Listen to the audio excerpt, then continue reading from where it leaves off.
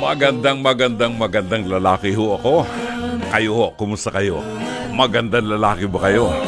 Aba, gusto ko lang pasalamatan nga pala ang Cosmic Wall na gumawa ng theme song ng programa natin na kung ilang dekada na natin ginagamit. Maraming salamat sa Cosmic Wall ang gumawa, sumulat at naglapat ng musika ng awiting Dr. Love. 9:43 ang tumpak na oras. Nako, dami nang nawalang oras sa atin. Tayo po ay napapakinggan sa 92.3 Radio 5 True FM sa Mega Manila at sabay na napapanood at napapakinggan sa Facebook page ng 92.3 True FM. Ito po si Brother June Banaag ng programang Dr. Love Radio Show na nag-aanyaya sa inyo at nakikiusap na pakishare din po ang live stream ng ating episode tonight. At syempre mga kapatid, please follow and subscribe sa ating mga social media accounts na inyong makikita sa inyong screen. Just search at Radio 5 True FM sa Facebook, X, TikTok, Instagram at sa YouTube. Para naman sa mga nais maging bahagi ng programa at magbahagi ng kwento, mga kwento ng pag-ibig, kwento ng tagumpay, kwento ng problema ninyo sa inyong buhay ngayon na kinakaharap, maaari kayo magpadala ng inyong liham kasaysayan sa atin pong Dr. Love Facebook Messenger. O dili kaya tumawag po sa ating hotline sa 863-15788 at 863-16674. Nakabati na ba ako ng good evening? Nakabati na. Naalala ko lang sino nga itong guest natin pag Monday? Si Lance Abellion. Pag bumati si Lance Abellion pag Monday, magandang gabi po sa inyong lahat, di ba? Talaga nakakatuwa si Lance. Pinaghahandaan talaga na yan. Alright, pagbabalik ko natin, ihahatid natin sa inyo ang mahaba-haba na ebanghelyo sa araw na ito ng Miyerkules. Ang tinig po ni Fatima Soriano, God bless you, Mama Mary loves you at 9:47. Naalala ko, Miyerkules nga pala ngayon. Ibig sabihin, pag Miyerkules, mamaya na natin ibibigay yung mabuting balita, di ba? At sa pagkakataong ito, nais naming ipakita sa inyo ang ating pong episode ngayong gabi sa ating Pez to Pez, Hirit ni Dr. Love. Ito po ay bahagi ng programang Face to Face na mapapanood po Lunes hanggang Biyernes sa TV5 alas 10:15 hanggang alas 11:15 ng umaga bago yung Princess Pajak Princess, whatever, yun. At kung meron po kayong komentaryo na gusto po ninyong ibahagi sa atin, ano ang masasabi nyo sa kasaysayan na aming idudulog sa inyo ngayong gabi? Maaari po kayo magpadala ng inyong mga comments or mensahe sa ating Facebook live stream sa 92.3 True FM o sa FB Messenger ng Dr. Love, o pwede kayong tumawag po sa 863-15788 at 863-16674. Narito ang ating episode ngayong gabi na pinamagatang Aray sa mga bantay. Ito ay may kinalaman po doon sa mga pag-aalaga natin ng aso o pag-aalaga ng mga pets o mga pusa natin, di ba? Tayo po ay may mga responsibilidad. At itong panahon na ito, naalala ko lamang, nagpadala ang aming barangay sa Barangay Wawa, Taguig City sa pamagitan ng aming kapitana na nagpapaalaala sa lahat ng mga constituents niya sa aming barangay na sa June 25 ay merong libreng pagpapa-rabies shots sa lahat ng mga residente ng aming barangay na may alagang aso o pusa. Ayan, anti-rabies shots. Yan, so libre po yan. Walang maniningil sa inyo. Iahanda nyo lang ang aso nyo. Paliguan nyo na bago pasaksakan ng anti-rabies dahil ilang araw yata na hindi pwedeng paliguan ng aso pagkatapos masaksakan. Anyway, balikan ho natin mga kaibigan ang ating episode ng Pez to Pez, Hirit ni Dr. Love, Aray sa mga bantay. Panoorin po natin. Bakit Jake ang name mo, Ate Jake? Yun po yung binigay ng nanay. Ng nanay mo. O nga naman. Hindi kasi lalaki. Hindi ka tumanggi. Hindi po. Dala ko lang. Okay. Kailan at paano nakagat ng aso yung anak mo? Isang anak lang ang Opo. Ano Opo. nangyari? Iniwan ko po yung anak ko, gawa po ng nag-deliver po ako ng paninda ko. So, nagbantay po ng anak ko, yung anak ko lang din na 12 years old. 3 taon po yung anak ko nakagat. Ngayon po, nung pag-uwi ko po, yun na po yung balita sa akin kasi nakagat nga po yung anak ko. Tapos nangangat-ngat po talaga yung mga ganito niya. Ngayon po, ang ginawa ko, pinuntahan ko sa Ate Jo. Sabi ko, Ate Jo, hindi ako papayag na hindi malunasan yung anak ko. Kasi murang edad niya yun, mama. Hindi, kumbaga, buhay na kasalalay ng anak ko. Kung ako nga makagat, hindi ako papayag. Lalo pa kayong anak ko, ganun kamurang edad. Ngayon po, Hindi lang ko basta po siya. kagat, parang Ngat-ngat nilapa. po talaga. Opo, nilapa. Tapos nakaladkad pa po yung anak ko noon. kaladkad. 3 years old. Po. Tapos ngayon po, nakipag-ugnayan ako sa kanya, nantay ko kasi nagtinda din po siya. Ngayon, tinanggi po niya na hindi sa kanya.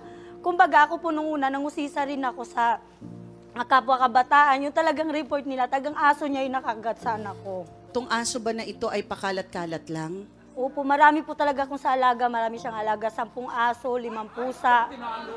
Alaga ng kasi- alaga, din naman niya kayang responsibilidad dyan sa mga alaga Kasi niya. kung 10 naman din ang aso mo, ay mahirap talagang hindi ikaw mapagbintangan. Kung nakakawala itong mga aso mo, no? Opo, nakakawala Diba? po yung mga alaga Tama niya. naman. Diba? Real talk lang. Parang pag sinabi mo, hindi ko aso yan. Isa lang aso ko, paano nangyari? Yung kapitbahay, ang dami. Hindi eh. Siya yung may 10 aso. Opo. Ilan ang pusa niya? 5 po. 5 pusa. Diyos ko. Buti hindi nag-aaway yung... Okay, so napa-injection mo ba yung anak mo? Una po, nilunasan ko lang po muna siya ng tando. Kasi po, nag-deliver ako ng paninda ko. Kailangan ko pa po ipamili siya ulit. Basta 24 hours lang yun, dapat Hindi napa-injection po, na na. kinabukasan, pumunta po ako ng barangay namin, nakipag-ugnayan na ako kasi wala pa akong kakayahan pambayad, ma'am. Kasi may kamahalan po yung injection noon, anti-rabies. Ngayon po, nagkataon kasi na walang gamot, nagkaubusan. Obligado po kami sa labas magpaturok. Ngayon po, hiningihan po kami sa labas ng 5K. Pinag-deliver pa ako, 2,000 mahigit lang po yung kikitain ko, hindi pa sapat. Kumbaga, nakipag-ugnayan ako sa kanya na magtulungan kami. Kaso lang po ayaw talaga niya. Kasi Pero na-injectionan na. napa-injection ko po. Kasi nung humapit sa paninda ko hanggang makaya ko siyang... After ilang ibigay. oras? Ano po, April 29 ng hapon nakagat. May 2, sinugod ko po muna siya din ng hiya ko ng hatian. Kahit maghatian po kami, di taga siya pumayag. Na ano ko na ipapunta ko siya ulit sa injection na May 6. Doon ko na po siya napaturukan. Ginawa ko Ano po siya sabi ng ng paraan. doktor? Pinagalitan Okay lang po daw ako yun? kasi... Pinapapagalitan ka talaga. Opo, kasi sa ganun daw pong case, dapat 24 hours lang daw po na itakbo na agad. Hindi, pero okay naman yung anak mo ngayon. Doon na in-inject sa sugat, no? Nung ano po ma'am, nung May 6, medyo may sinat siya, kaya ginawa ko na po taga ng paraan. Pero doon Dapat nga sa in-inject. Antay-Lazaro kami, binigyan ng referral. Sa kung ma'am, wala po kami kakayahan na pamasahe doon, napakalayo namin, Montalban lang. So ngayon, okay na siya. Okay na po kasi ma'am, nilunasan ko, tas hapit ako ng hapit ng paninda ko para may pampatulong lang, 5K kasi hiningi sa amin. Oo. Pero nakapagbigay na ba siya? Hindi po. Talaga? Marami na pong nakagat din niya sa ano niya, hindi lang sa anak ko. Pero naka-injection kaya yung mga aso niya? Ayun po, hindi ko lang alam sa kanya, ma'am. Malalaman natin, tawagin natin ang may alaga sa asong kumagat daw sa anak ni Jake. Jo, pasok!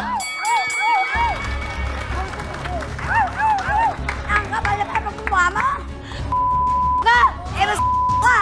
Kagahit minsan, di na ako aso mo! Hindi mo ginampalan! Alaga ka na, alaga! Hoy! Kung sa'yo sa sitwasyon yung anak ko! Hoy, hoy, hoy, hoy! Hindi yun mangyari kung hindi yun nakawalang aso at hindi nakagat anak. Magrireklamo ba ako sa'yo? Nasaan ka ba kasi? Di ba 3 taon yung anak mo?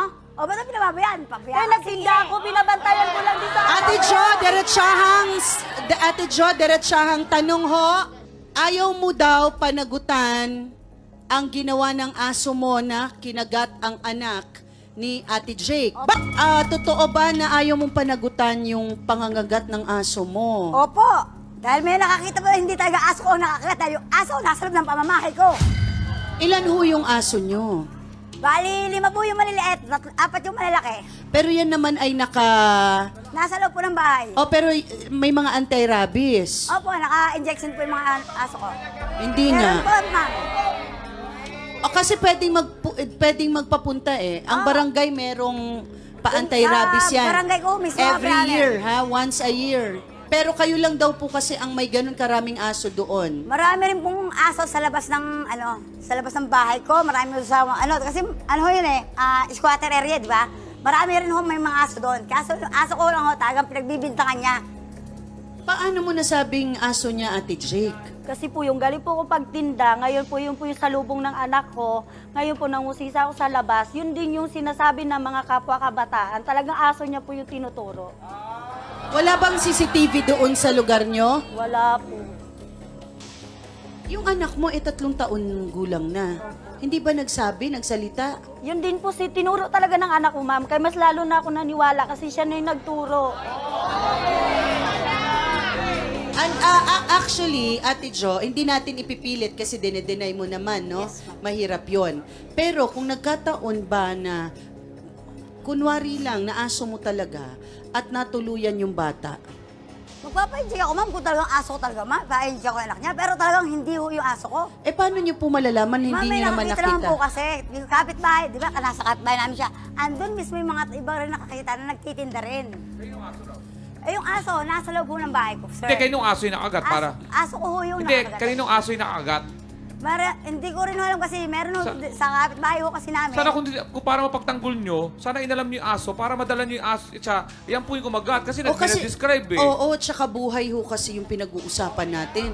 Paano natin masisikmurang hindi magbigay kahit kalahati lang ng pang-inject? Kung hindi man si Jo yun, yung iba mong doon, hindi ba sila makukonsensya kung may nangyari doon sa bata?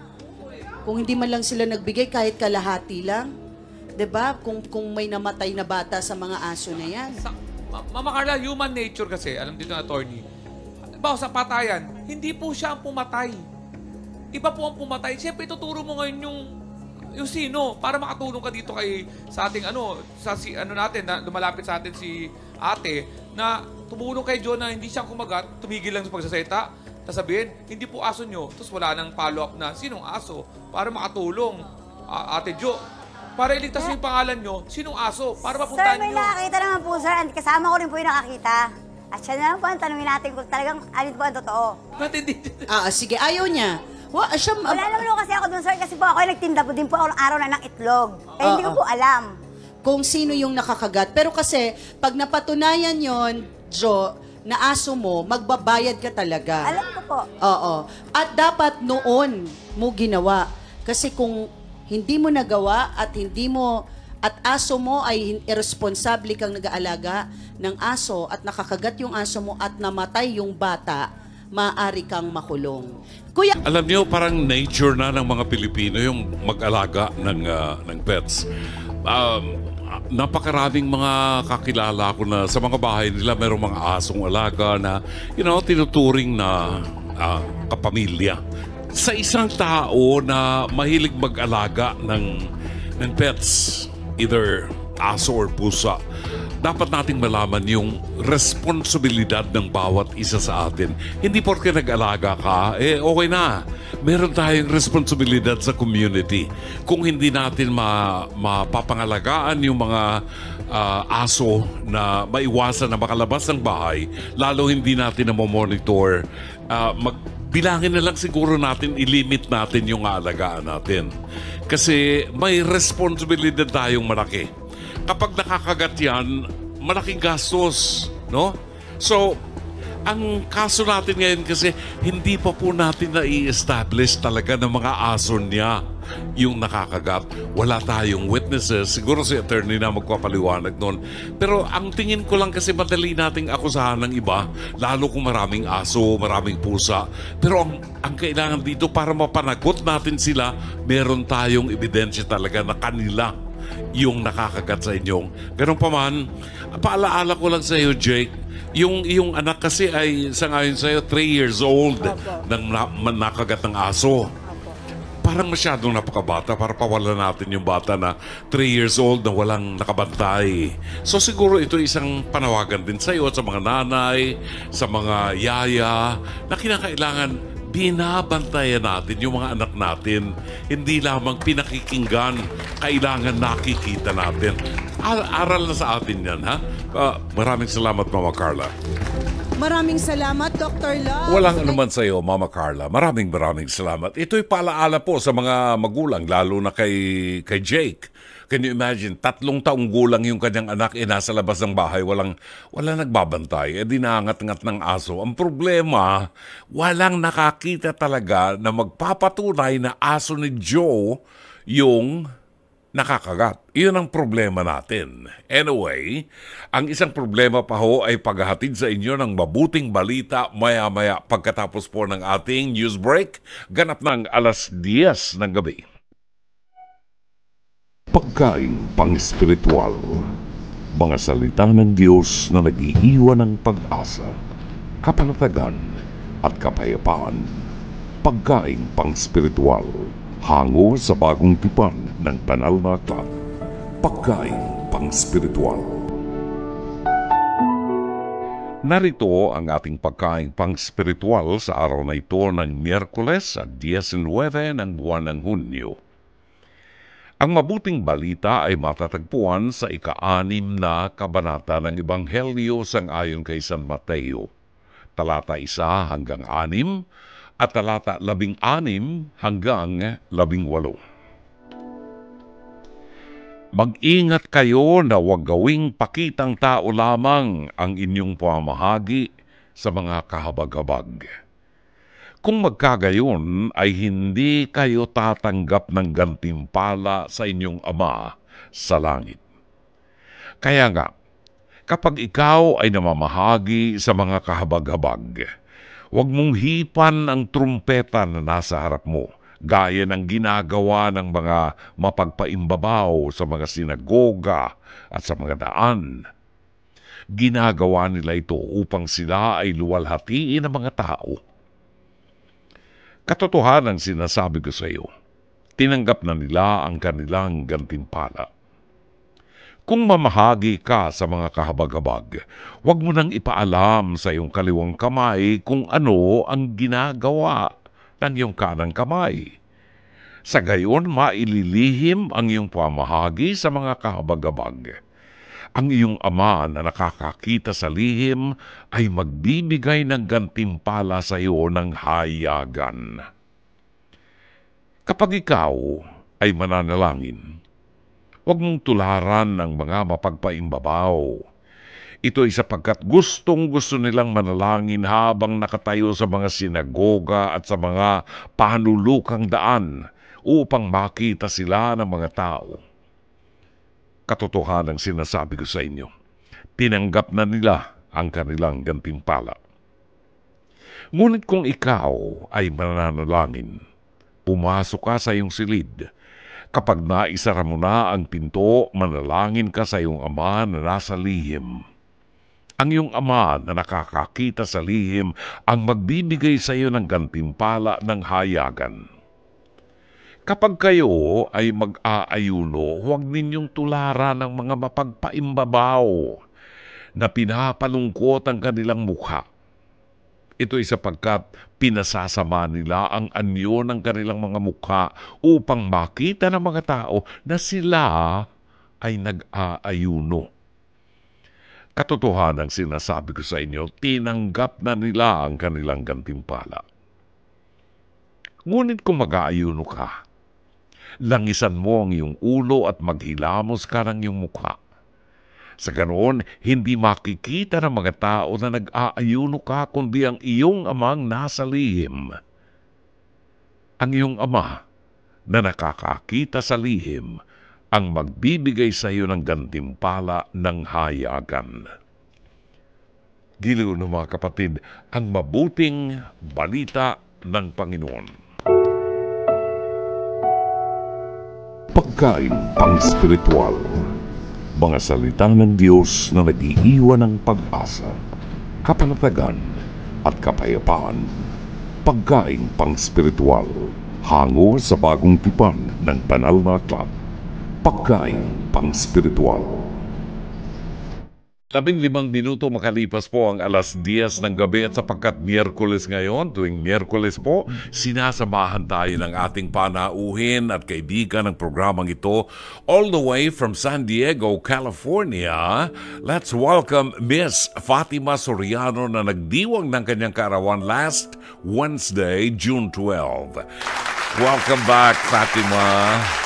Maraming salamat po, Brother June. Hello po sa inyo at sa lahat po ng kakinig ko ngayon. Good evening po. Good evening and good morning salamat dyan. po. Talaga naman mga bati natin, ano? Aba, meron pa tayong kaibigan na nagbo-birthday ngayon. Birthday ni Dr. Jose Rizal, ang ating isa sa mga bayani natin, di ba?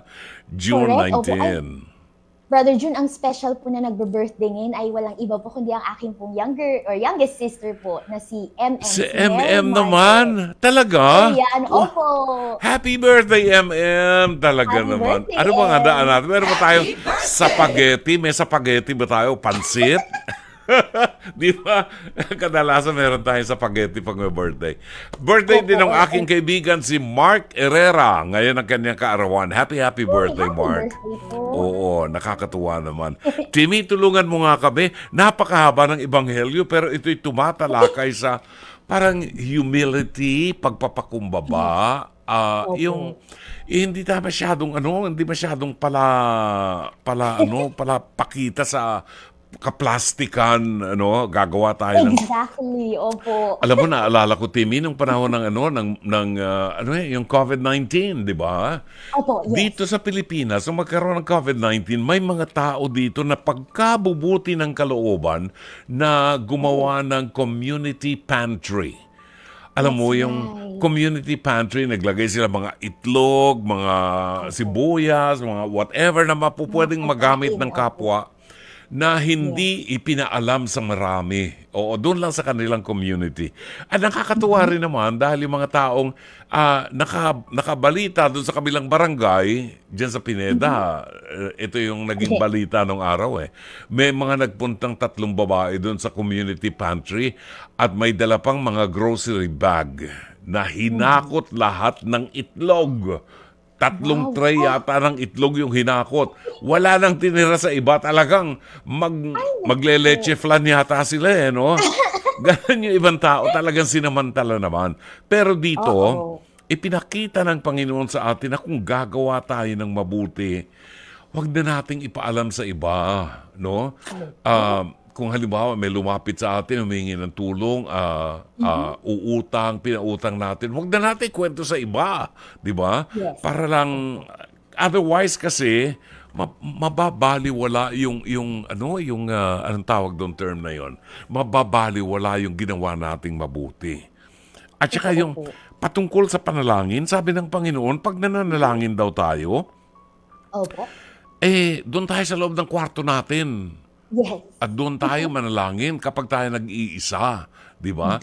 Pero may isang paliwanag daw dito, Timmy, sabi, yung kwarto na sinasabi dito sa Ebanghelyo, yung mga senses daw natin, isarado natin yung sense of hearing, sense of sight, para nakafocus lang tayo sa Panginoon, sa pakikipag-ugnayan sa Kanya.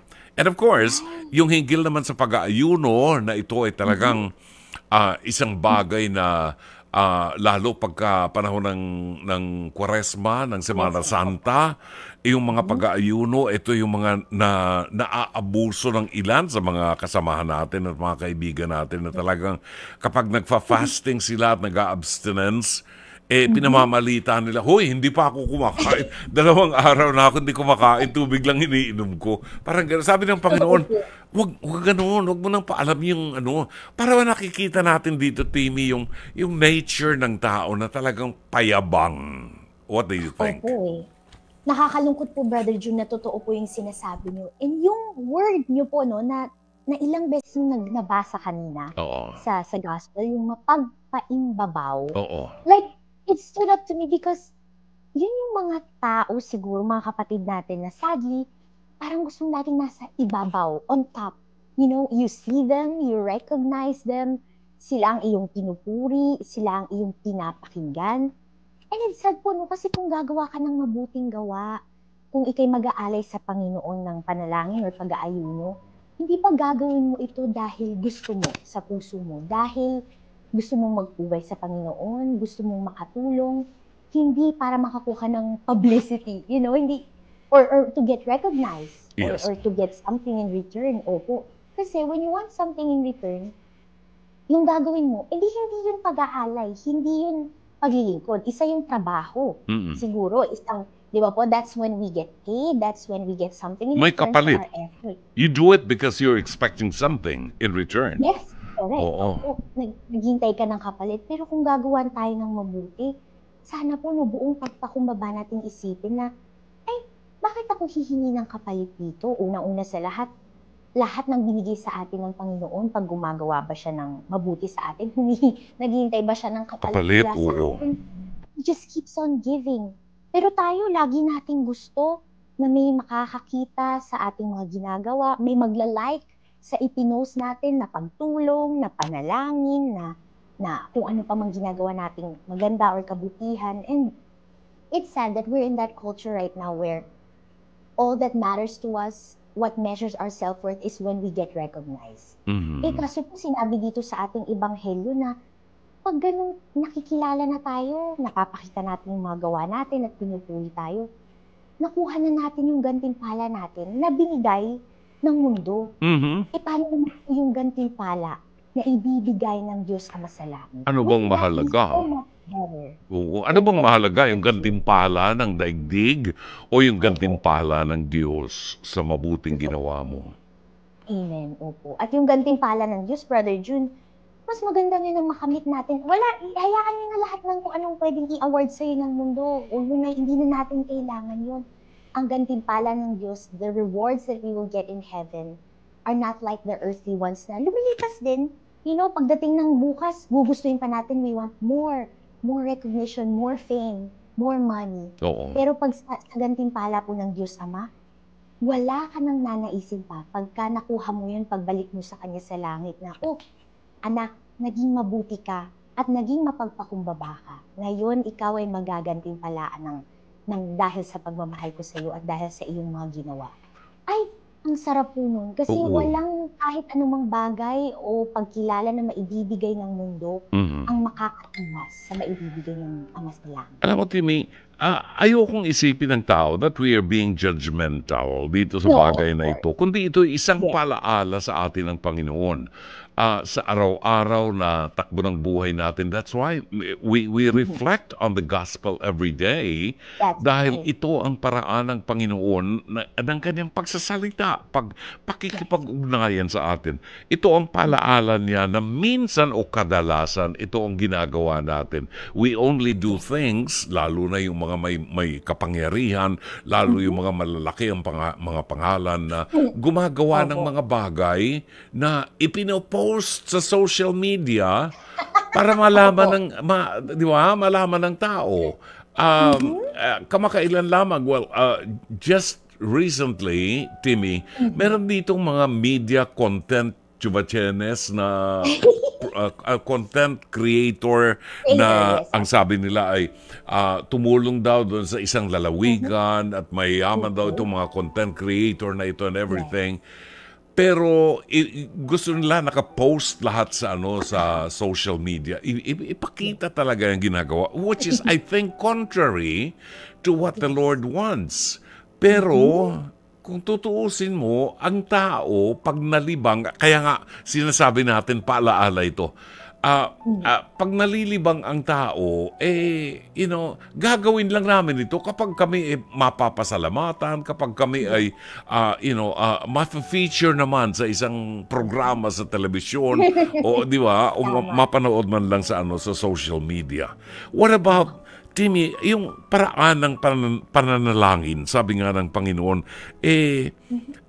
ikulong daw natin ang ating sarili sa isang silid. At kapag naisara na ang pinto, manalangin tayo sa ating Ama sa lihim na siyang magbibigay sa atin ng gantimpala sa hayagan. Do we really need to go to our bedroom and shut the door and windows para lang makipag-ugnayan sa Diyos, Timmy? Napakaganda po nun, Brother June. Lalo na yung sinabi niyo po na that room is actually us closing the doors of our senses. Right. And then yung maghahari lamang, no? Yung sense, yung Panginoon. Oo. Yung nandun siya. Opo, at ikaw. Napakaganda nun. Kasi po, may narinig nga po ako na acronym the other day about praying. No? And yung P-R-A-Y, ganun. Yung P is letter P for pause. Sabi sa narinig ko po, yung pause kasi hindi pwedeng nananalangin ka. Ang daming distraction sa'yo. Ay, totoo. Di ba po? May ginagawa yung kamay mo, may ginagawa yung bibig mo, Oo. may ginagawa yung isip mo. Oo. You really do need to pause. Ay, guilty And ako. Really, Guilty Ano po ako. Guilty ako. Minsan nangyayari sa akin. When I pray the rosary, Diyos ko, tapos nakabukas ang mata kong ganyan, kung ano nakikita ko, mami, wala na yung mga pagninilay ko, di ba? Hindi ko na naiisip si Mama Mary, iniisip ko na yung nakikita ko, ganyan. And I feel guilty about it. So, you know what I do when I pray? I close my eyes. Oo, para wala akong nakikita. And tama yung sabi ng gospel. Alam mo, reminder sa atin to, Timmy. Tayo, araw-araw, nagro-rosaryo tayo, di ba? Pagsakay ko ng kotse, ako nagro-rosaryo na papunta rito sa opisina. Pero, mas maganda nga yung sinasabi ng Panginoon to shut the door, shut the windows. Tama nga yung mga senses natin, di ba? Pag saradong senses natin, nakatuon tayo talaga sa ating panalangin. Diba? Yes, lahat nasa Diyos. This is not to say na hindi tayo maaaring magdasal habang tayo, on our way to work, nagtatrabaho, pwedeng nating ialay yun sa Panginoon. Pero we do need to take that time, no po, Brother Jun, tama, na talagang lahat sarado. And it's just you and God. It's almost like meditation pero deeper. Yes, Kasi talagang sa Diyos ka kumokonek di ba po? Kay Lord ka na nagko-connect. It has to be cleared. It has to be pure. Kailangan wala yung mundo, hindi mo naririnig. Kahit yung sarili mo, hindi mo na rin naririnig. Talagang ikaw lang at ang tinig ng Diyos. I have a question to you, Timmy. Nangyayari din sa'yo yan. Nangyayari din sa'yo every now and then. Guilty ka rin dyan, may paminsan-minsan. Pero kahit na nabablock yung ating attention, kahit na nagwa-wonder tayo, pagpatuloy din natin ang pagdarasal. Kasi just the mere fact that you're praying is gusto na ng Panginoon yon, di ba? So, what do you do kapag nangyayari yan na parang nag-wonder ang isip mo habang hawak mo ang rosary, nag-wonder ang isip mo? Anong ginagawa personally, mo? Brother Jun, pag ganyan, lalo na pag yung silent prayer, di ba po, tahimik nga. So yung isip ko, kung saan napupunta. Ako pa naman ganun yung isip ko. Talagang gumagana siya ng parang palagi. Parang hindi siya marunong mag-pause. So, pause. So, ang ginagawa ko pag ganun, I don't stop until talagang nag-pause na po siyang completely. Kahit na 30 minutes na ako nakatayo dun sa altar, okay lang po. Basta I try and I don't stop trying. Kahit humaba na yung panalangin ko. Yes. Hindi ko na-achieve yung ganong clear na connection. Okay. That's Kanina, nabanggit mo yung pray, P-R-A-Y. Nasabi mo yung P is pause. Ano yung R? Yung R po is to just rejoice. When you're praying, madalas sa atin, di ba, dumidiretso na po tayo sa hihingi natin, di ba, iniisa-isa na. But we need to give thanks. We need to worship God. Di ba po? Pasalamat ka lang. Nalilimutan natin yun. Hingi ka agad tayo, no? Okay. Oo. We jump right away into our request. Pero, di ba, ano mo lang, namnamin mo ang presensya ng Panginoon ng buong ligaya. And of course, yun na, alam naman natin yung talagang we will ask. Oh my gosh. Andyan. We can ask and palagi ask. Palagi nauuna yan. Opo. Totoo. And sabi po dun sa narinig ko, yung why is just to, yield to the will of God. Just surrender. Whatever you ask, whatever you prayed for, now it's in His hands. Basta ang ending, sabi mo, Lord, sige, okay. Ikaw na pong bahala. I prayed to you, now I follow your will. And it's that simple. Yes. I remember Father Jerry Orbos once said, kasi may mga tao, kagaya ko, guilty ako dito. Pag nagpupunta ako sa Blessed Sacrament, no? Yes. Nakaupo lang ako ron. And then, nagdadasal, minsan, tapos na yung dasal ko, hindi pa ako maalis, nakaupo pa lang ako roon. Correct. Mamaya makakatulog na inside the chapel of the Blessed Sacrament, di ba? Sabi ni Father Jerry Orbos, let it be. Rest. Let it be. Oo, sabi niya, rest in the hands of the Lord. Rest in the Holy Spirit, sabi niya. Maganda po. So okay lang pala yun yung wag mo naman gawing tulugan talaga yung yung di ba? Oo, kundi yung nakatulog ka dahil you feel so secured that the Holy Spirit is there, that God is there, that Jesus and the Blessed Mother are there with you, di ba? Totoo po. Mas maigi na yung nakatulog ka sa presensya ng Panginoon. Di ba po na minsan nga sabihin ng iba, di ba, ay, nagro-rosary ako nung gabi, nakatulog ako. Minsan nga naisip ko, tama kayo, Brother Jun, that means you had, God's peace. That's right. Yung embrace ni Mama Mary siguro ay naroon. Kaya, di ba, because we live in such a restless world, tama siguro yun na okay lang kung ang dahilan ng iyong pagpapahinga, sarap ka sa pakikipag-ugnayan mo sa Panginoon, then so be it. Sabi nga ni Father Jerry, yung slain by the Holy Spirit. Slain, Yan. yes. Slain by the Holy Spirit. That's when you surrender completely and all of a sudden, feeling mo yung nawala ka na sa wisyo, nakatulog ka na. You are slain by the Holy Spirit and you are resting in the Holy Spirit. Yan.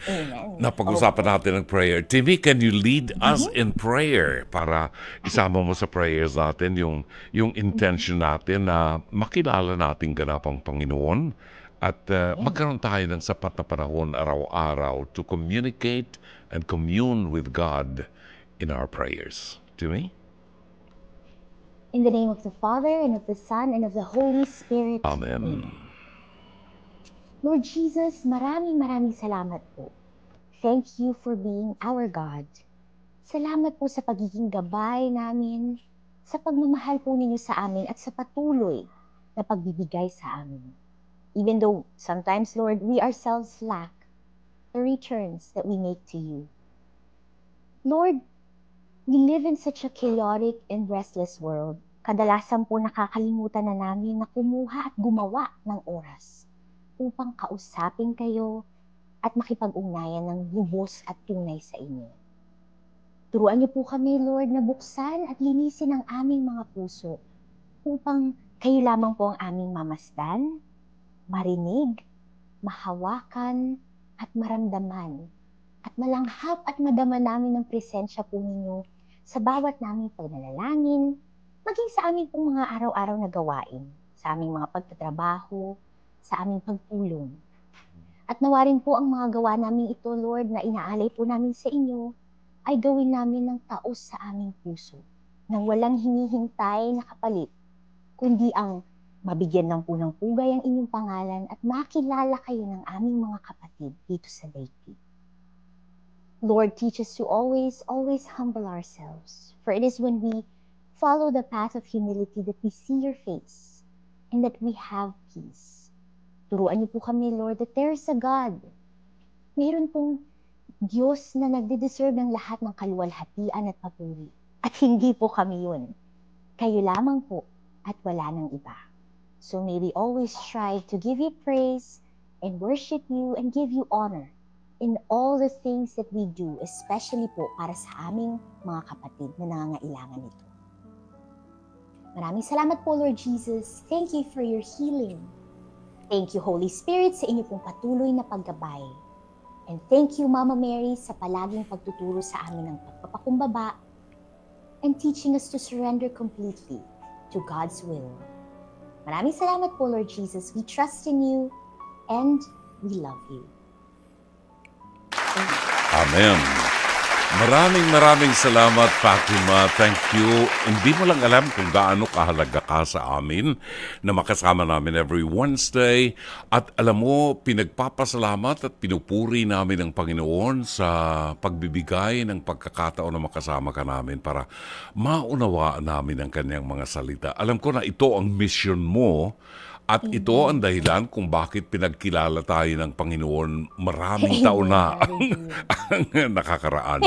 So, we thank you, Timmy. And please, greet MM for me and lahat ng mga doctor lovers na mga nakatutok ngayon ay nagdarasal din sa mahabang buhay at mabuting kalusugan para kay MM. Ay, maraming salamat po, Brother June. And mula rin po sa aming pamilya at papunta po sa inyo. Dahil po malapit-lapit na rin naman, ibabatiin na rin po namin kinang advance happy birthday. Ay, oo dahil nga.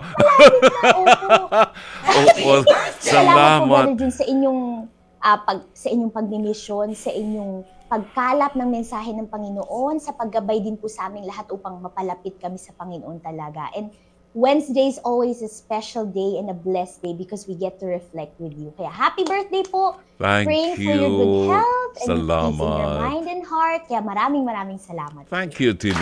God bless you and your family. Maraming salamat. Naging panauhin po natin ang ating kaibigan Fatima Soriano all the way from San Diego, California. At ngayon pala ay birthday ng kanyang bunsong kapatid. Actually, dalawa lang sila. Si MM, ang kanyang kapatid, who's celebrating a birthday. Happy birthday to you. Babalik po ang palatuntunang Dr. Love Radio Show. Ganap ng alas 10:37. Maraming salamat. 10:39 ang ating tumpak na oras. Narito po ang comments ng ating mga Dr. Lovers sa ating pong Pes to Pes, hirit ni Dr. Love. Si Glyza Janelle Casimiro Loro. Ang sabi niya, dapat siya ang itali. Meaning kay Joe. Dapat si Joe ang itali. Mas mukha pa siyang nangangagat eh. Hindi nga pwedeng makakagat ng gusto, sira ang ipin. Si Marilyn Maramag, anak man yan o alagang hayop, dapat bantayan at alagaan. Be a responsible parent to your young kids and be a responsible fur parent to your pets. Kapag maalagaan at nababantayan, walang mangyayaring ganyan. Samantala si Maggio Cueto ay nagsasabi, sabi niya, nangyari na ang nangyari.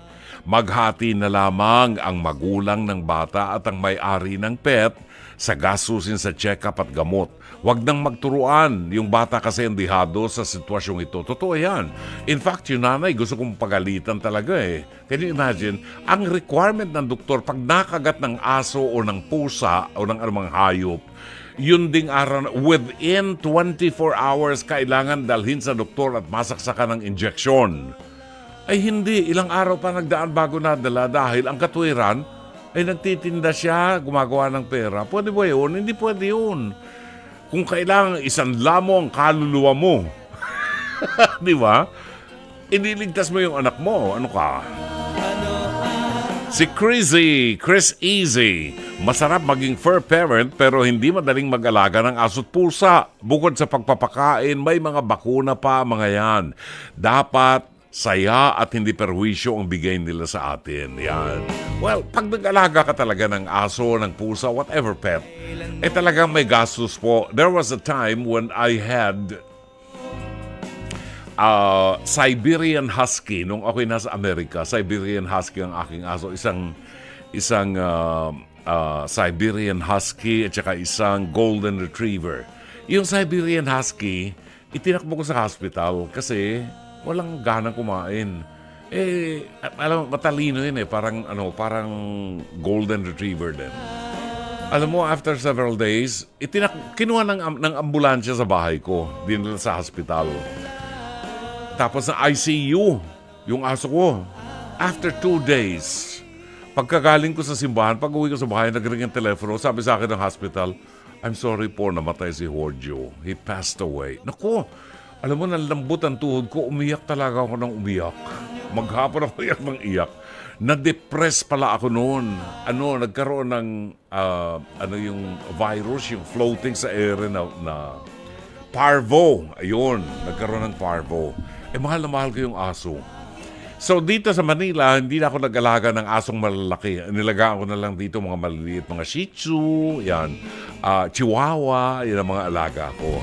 Yun. Well, anyway, si Aling Lourdes, merong asong alaga. o mag-aalaga ng aso. San Fernando, La Union, Aling Lourdes, isang maganda, mapagpala at mabiyayang gabi sa inyo, brother.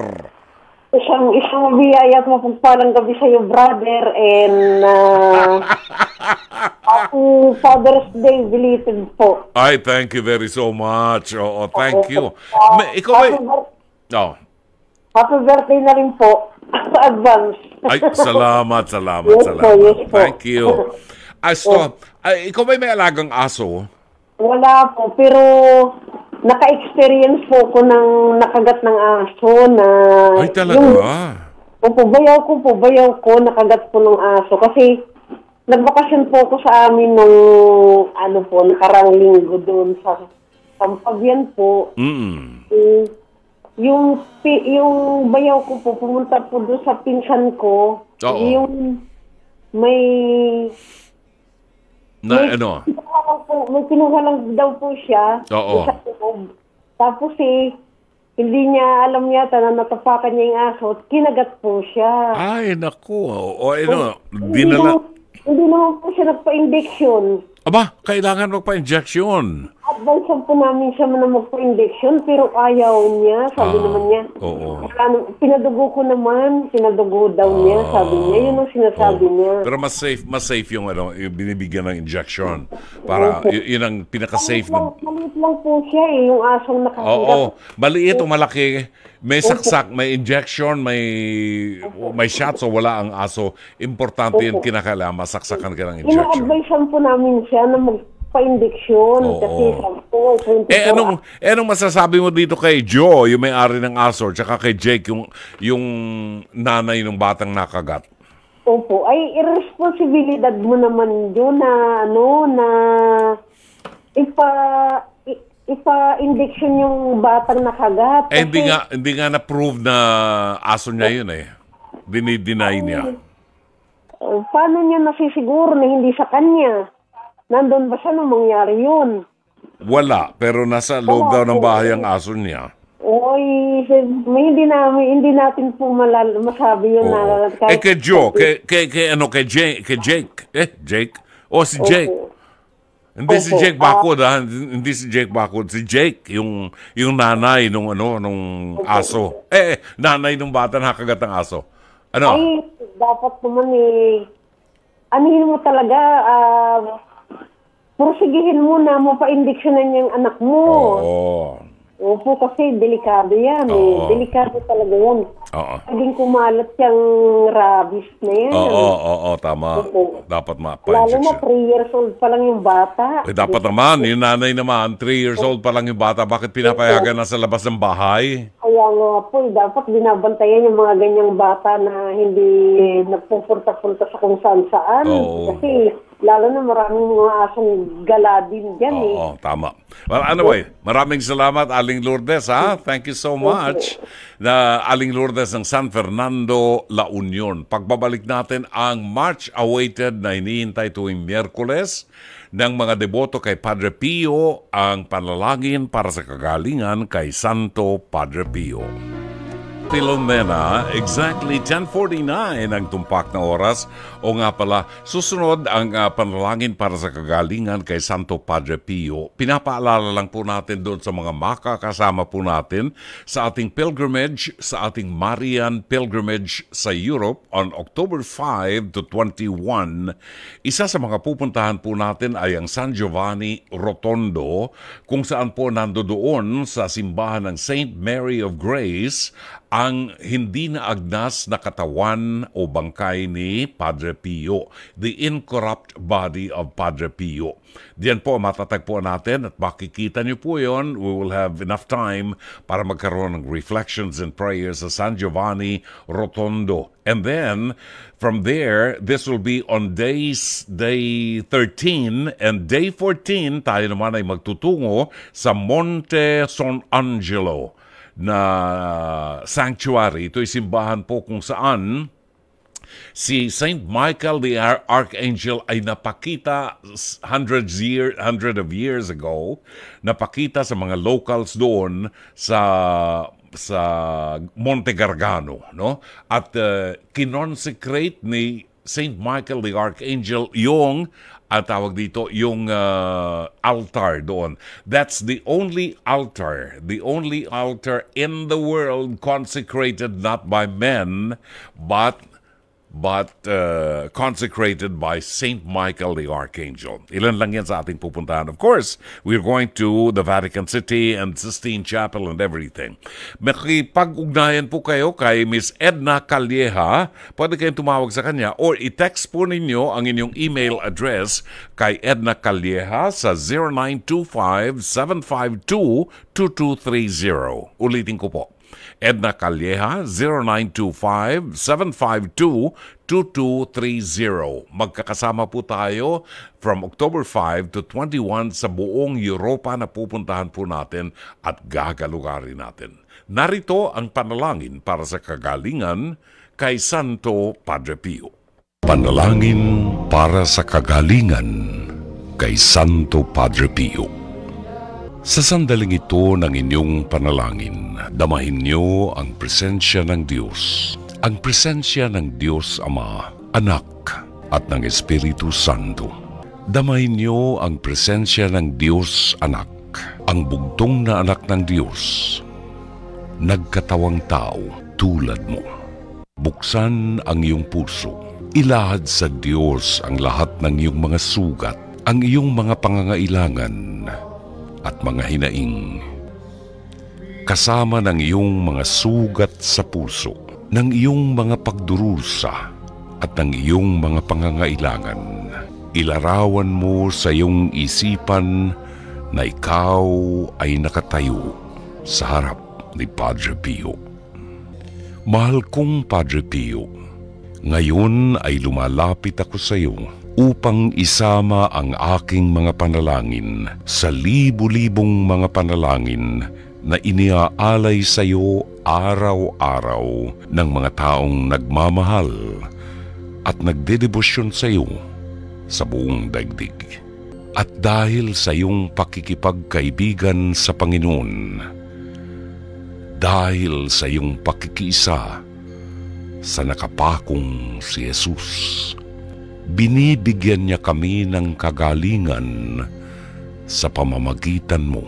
Kaya ngayon ay hinihingi namin sa iyo ang kagalingan at kapatawaran. Jesus na nakapako, samantalang pinagninilayan namin ang mga sugat sa kamay, sa paa at sa tagiliran mo. Hindi lamang namin ginugunita ang dugo na tumagas sa iyong katawan sa gitna ng kirot, hapdi at pasakit. Amin ding pinagninilayan ang iyong ngiti at saya, at ang hindi nakikitang liwanag ng kabanalan at ang bango ng matamis at mga sariwang bulaklak na samyo ng kabanalan. Nakikiusap ako sa iyo na tulungan mo ako sa aking kahilingan at pangangailangan. Pansamantala tayong manahimik at banggitin ang ating mga kahilingan. At habang ipinakikiusap ninyo ang inyong mga kahilingan kay Padre Pio, mag-antanda kayo ng krus.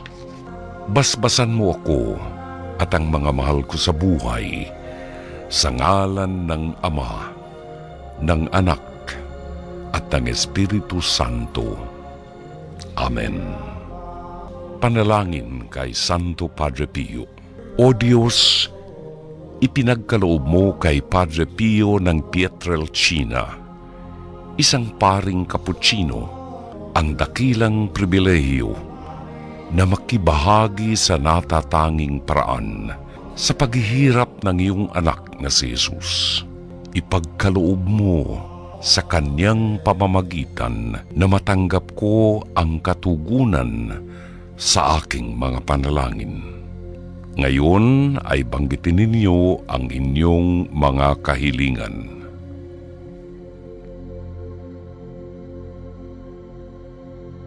Na buong puso kong ipinagkakatiwala sa iyo. Subalit, higit sa lahat, bigyan mo ako ng biyaya na mabuhay nang naaayon sa kamatayan ni Jesus at ng kanyang muling pagkabuhay upang ako'y makarating sa kalwalhatian ng kanyang muling pagkabuhay. Luwalhati sa Ama, sa Anak at sa Espiritu Santo. Amen. Luwalhati sa Ama, sa Anak at sa Espiritu Santo. Amen. Luwalhati sa Ama, sa Anak at sa Espiritu Santo. Amen. Na ho tayo. Wala na tayong masyadong oras. Yung mga kaibigan natin, hindi na natin nabati. Pero maraming salamat na lang. At ihahabol ko lang. Andrea Enomoto ng Tokyo, Japan. Gigi Alindoga ng Santa Rosa, Laguna. Giorgio and Lorleen Gonzalez ng Davao City. Elizabeth Villa Gonzalo. Myra Bulisay Lee. Zenny Dayang Hirang. And Mariví Viola ng Baguio City. Maraming salamat sa inyo. Mga regular na mga doctor lovers po yan. Maraming salamat sa inyong lahat. Sana po ay naging makulay at makabuluhan ng 1.5 oras ng ating programa. Salamat din ng marami kay Jay Bacod at kay Mike Santillan na natulungan po tayong itawid ang programa natin hanggang alas 11. Sa ngalan po ng ating General Manager ng Nation Broadcasting Corporation, Mr. Raul de la Cruz, ang head ng ating Programming and Production, Alvin Maanyo, ang ating Cherry Baile na siyang Operations Manager, ang ating producer, si Jake Bacod, ang ating naging technical directors ngayong gabi, sina Grace Toledo at Sheikh Mamaril, ang ating studio technician, Ron Cruz and Rome Ortigas. Sa ngalan po ng ating operator, Mike Santillan, PA at avid operator, Jairian Manipon and Mike Bulayog. Ito po si Brother June Banag, OP, pansamantalang magpapaalam. Hanggang bukas muli, magandang gabi, maraming salamat. Shalom Aleichem.